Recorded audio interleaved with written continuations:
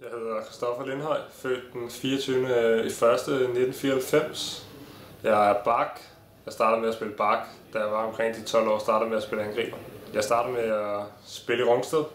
Min far hævde mig ned til en af elitekampene, og så spillede jeg hernede til jeg var cirka 14 år. Så flyttede jeg til Malmø og spillede der i 2 sæsoner. Og så røg jeg til Copenhagen Hockey sidste år og spillede mit første ligaår.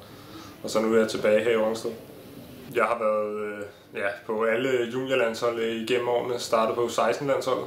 Så har jeg været med på U17, U18 og så er det her U20 i år. Min største oplevelse med min ishockey-karriere indtil videre, det er helt klart Junior 18 VM i Tjekkiet.